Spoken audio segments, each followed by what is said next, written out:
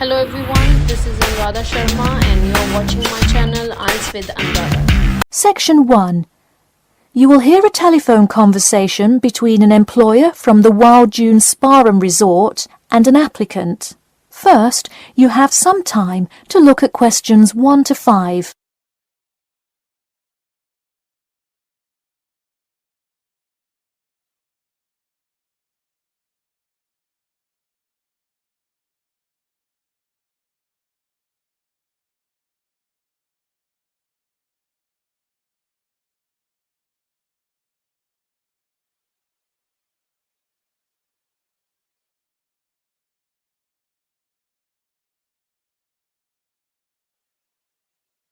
You will see that there is an example which has been done for you. On this occasion only, the conversation relating to this will be played first. Hello, is this John Murphy? Hi, yes it is. Hi John, this is Ed Heisenberg from the Wild Dune Spa and Resort, calling about your application for our lifeguard position. Do you have a few minutes to talk? Yes, absolutely. The employer says that he is calling about the application for their lifeguard position. So, lifeguard has been written in the space. Now we shall begin. You should answer the questions as you listen, because you will not hear the recording a second time. Listen carefully and answer questions 1 to 5. Hello, is this John Murphy? Hi, yes it is. Hi John, this is Ed Heisenberg from the Wild Dune Spa and Resort, calling about your application for our lifeguard position. Do you have a few minutes to talk? Yes, absolutely. Great, could you give me your address? Sure. My address is 45 Elsinore Court. I'm sorry, was that Eleanor? Could you spell that for me? Sure, it's Elsinore. E-L-S-I-N-O-R-E. Okay, thanks. And is this the number we should reach you at in the future? 099885767? No, that's my home phone. But let me give you my mobile number instead. 077 896 245. Call me on that one. Okay, I'll make a note of that. Could you tell me your availability? Sure, I'm usually available during afternoons or weekends. I'd prefer not to be scheduled on weeknights because I work part-time as a waiter. That shouldn't be a problem, since we don't stay open very late anyway. And do you have any other employment experience? Yes, I've worked at a few other places. I was the baseball coach at Richmond High School last season. I see. And do you have any other experience that you would like us to note on your application? Yes, last year I worked at the beach as a rescue diver. Rescue diver? That sounds intense. Well, it's really just like being a lifeguard, except in the ocean instead of pool. So kind of like being a lifeguard at the world's largest pool. I see. Before you hear the rest of the conversation, you have some time to look at questions 6 to 10.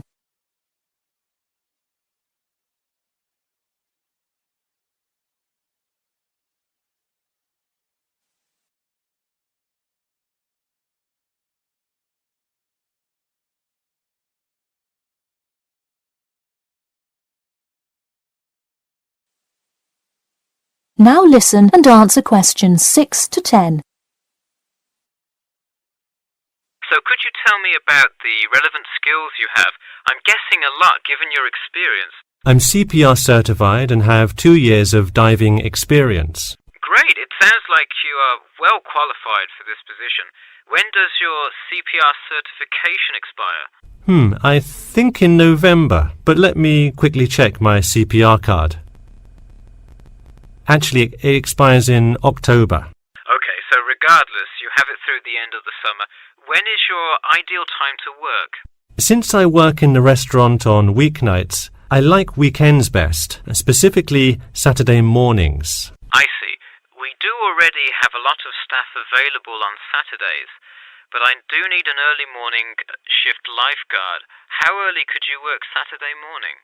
I can get there by 6 o'clock if need be. You'll be happy to know we open a little later than that, but I'll put you down for Saturday mornings here. Oh, awesome. I can't wait to get started. How about Saturday, the 12th.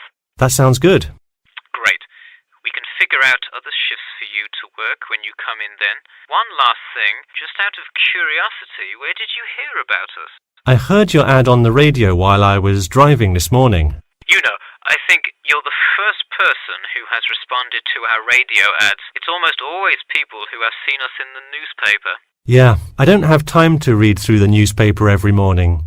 I've plenty of time in the car to listen to radio ads. That makes sense. Well, thanks for your time, and we'll look forward to seeing you on the 12th. That is the end of section 1.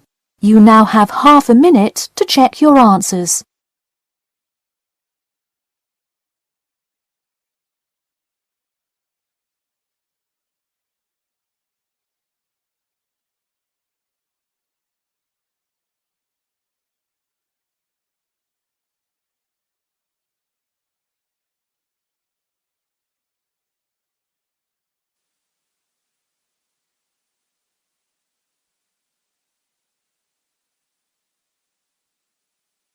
Now turn to section 2. Section 2. You'll hear part of a free class about safety around campus. First, you have some time to look at questions 11 to 14.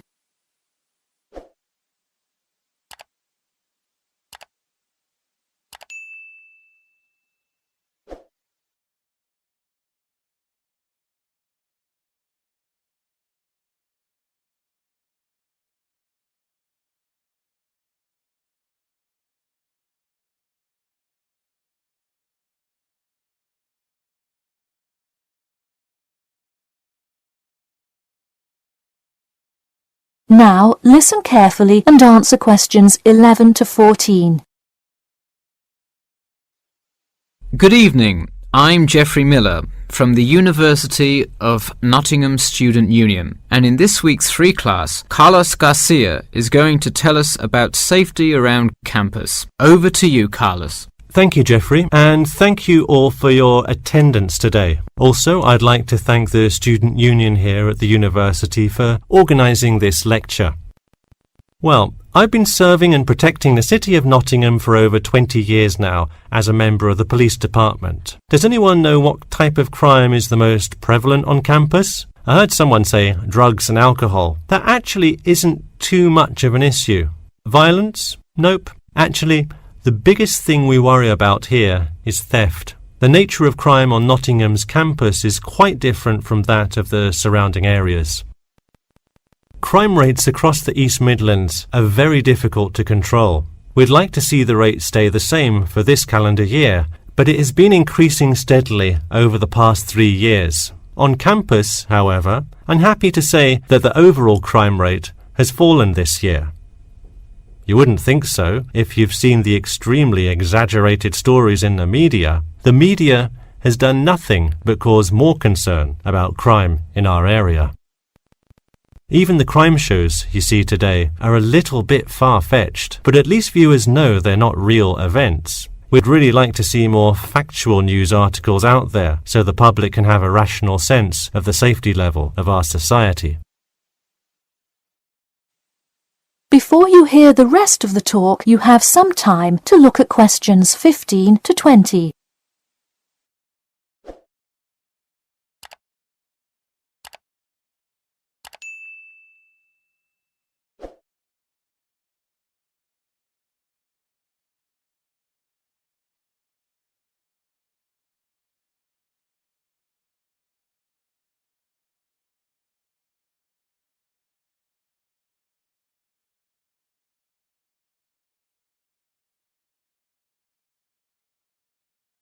Now listen and answer questions 15 to 20.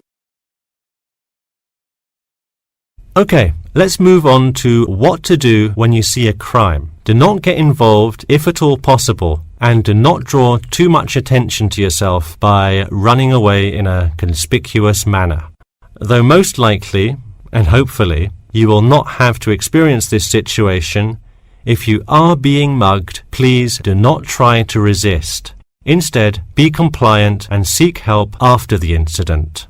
Like I said, though, it is highly unlikely that you will find yourself amidst a crime, but it is important to be prepared should it ever happen. We find that educating students and staff on the correct precautions to take is the best way to increase your safety. Just remember to be smart when you're out late at night and avoid any area or person that looks suspicious. I know it sounds obvious, but I cannot stress this enough.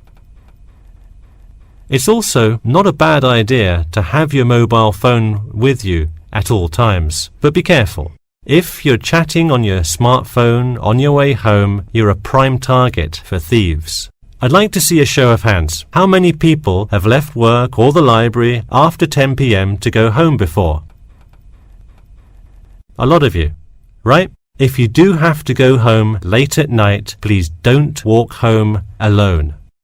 More often than not, there's someone there that will be walking the same direction as you at some point. Walk home with a friend or co-worker. Even if you must use your phone to call someone that's nearby to walk with you, it's always safer to walk home with someone. So when you're walking home, you may feel more comfortable with some sort of self-defense, such as pepper spray. Now, it's your call whether you want to carry something like this or not. However, I absolutely advise against carrying a knife or any other offensive weapon. All too often, they can be used against you if you're disarmed, putting yourself in more danger. For all those interested, the Recreation Centre offers a free self-defense class to all students every Thursday evening. While obviously an introductory self-defense class may not equip you to fight off villains like a regular superhero, it does come in handy sometimes. After taking a self-defense class, you'll surely be more aware of possible dangers and how to deal with them. So hopefully now you have a more complete understanding of the nature of crimes committed on your campus and how to avoid being a victim. I know most students at the University of Nottingham are not the criminal types, but remember that there is no barrier like a wall or something keeping non-students out. There's no army force securing the borders, and I doubt anyone wants it that way. The campus is generally a safe place, but it's not immune to small crimes once in a while. Alright, that's all I have to say for today. Stay safe. That is the end of section 2. You now have half a minute to check your answers.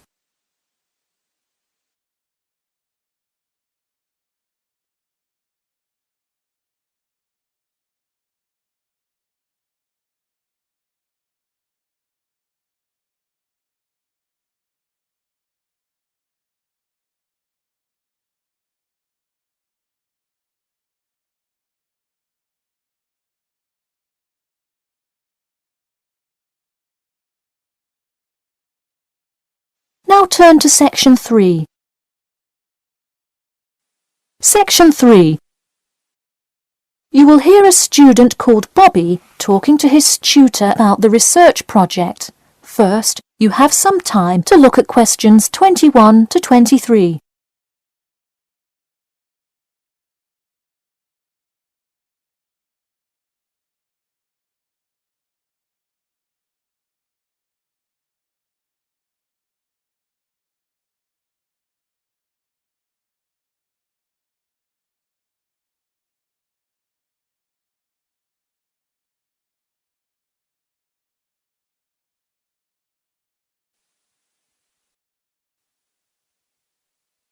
Now listen carefully and answer questions 21 to 23. Hi Bobby, go ahead and sit down. Tell me about your research project. Well, I decided to research football and keys for success on a football team. That sounds great. What are the guidelines for the test? Did the teacher talk to you about it in class? No, everything is on a handout that was passed out. It says that the first draft is due at the end of next week and the second and third are due later on in the month. I don't understand why we have to keep revising and fixing it. Is this assignment really that important? Well, this project is a major requirement for passing 11th grade English and will go on your permanent record. Oh, really? Does that mean it will affect what English level I am placed in next year? Well, not exactly. You need a good grade to move on, but it is your overall grade and teacher recommendation that determines what level of English you are placed in next year. Anyway, tell me about your topic choice. Do you play football? Well, actually, it's because my father loves the sport. He watches it every weekend. Cool. It's a good idea to report on something you're interested in. Before you hear the rest of the talk, you have some time to look at questions 24 to 30.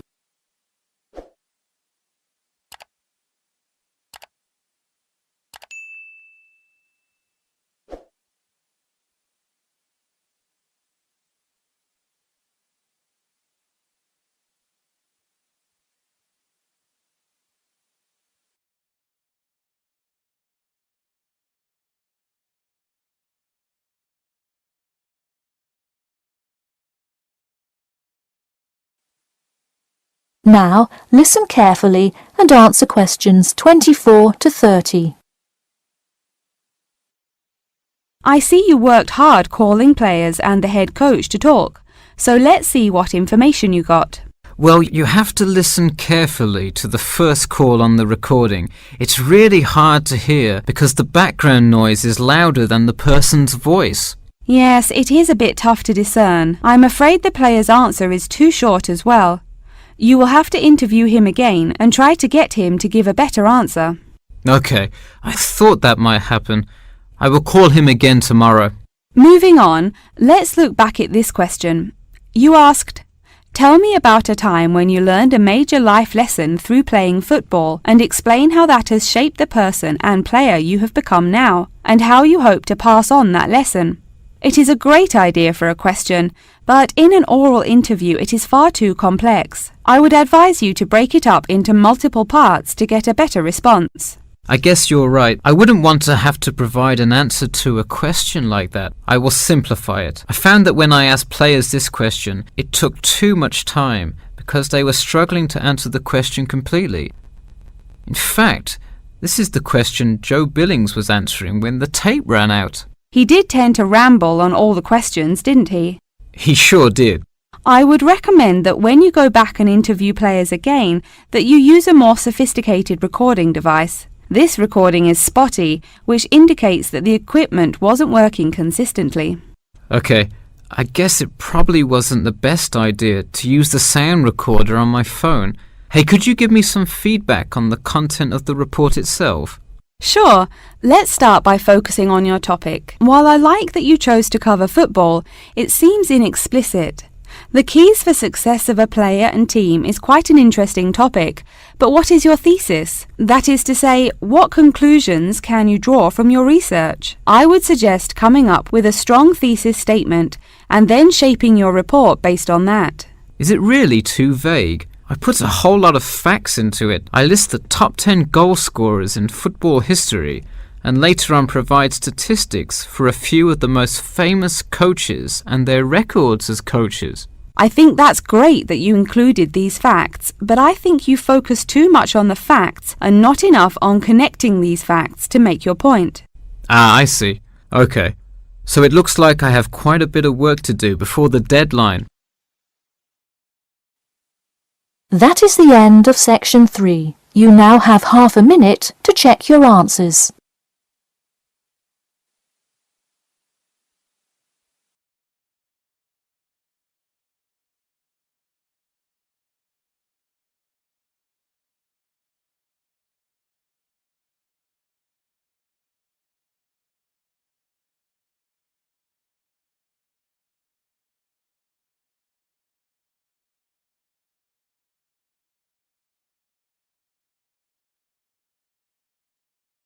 Now turn to section 4. Section 4. You will hear part of a lecture about how to give a quality speech. First, you have some time to look at questions 31 to 40.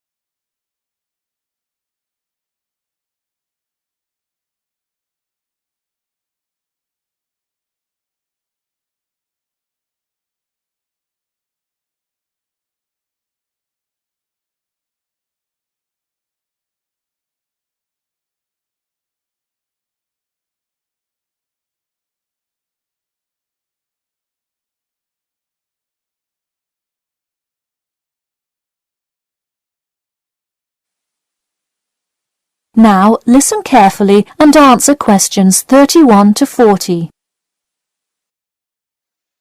Good morning. Today I am going to cover the daunting task of giving a quality speech, a thought that makes most of us cringe.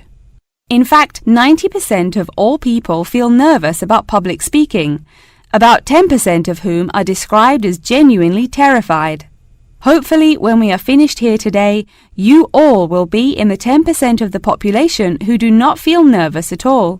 Did you know that lecturers tend to get more nervous if the speech they are giving is an important one? It makes sense, right? You probably wouldn't be nearly as nervous to address your residence hall about the proper use of the recycle and compost bins as you might be if you were asked to give the graduation speech to your entire 5,000 student class. So what is it that makes some people completely comfortable in front of crowds? Some people think that the ability to give a good speech is a gift that others are simply born with. This is almost never the case.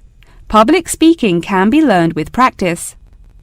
The first most important thing you can do to improve your confidence in delivering a speech is to prepare a quality speech.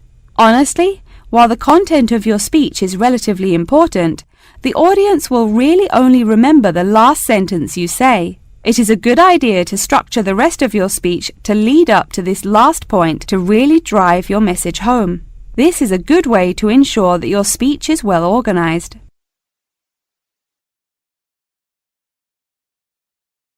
Once you are confident in the quality of the speech you have written, the rest is just about your stage presence.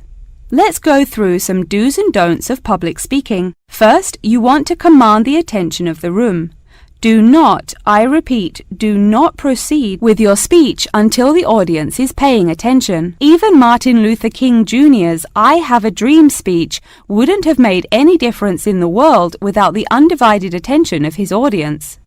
To continue with the I Have a Dream example, one of the reasons that MLK was such an effective orator was his ability to speak with passion and engage with his audience. That sort of charisma does not come from reading straight from paper. Don't get me wrong, it is a good idea to write your main ideas down on a note card, sheet of paper or something. But one factor that will consistently lead to a boring, forgettable speech is writing down your entire speech. Do not write your full speech down. If you are constantly reading your paper, you are not making eye contact with your audience, and thus failing to really express the feeling that goes with your ideas. I advise you write 1 or 2 ideas, so if you suddenly draw a blank, you have something to jog your memory. If you've written a good speech that you believe in, those ideas should be sufficient to keep you on track. Once you have those ideas written down, give your speech a few practice runs in front of the mirror, into your sound recorder on your phone, or with a friend before it comes time to address a crowd. That way, you can hear how the ideas come across, make sure there are no abrupt transitions, and find out whether you are talking too fast or too slow. Timing is important.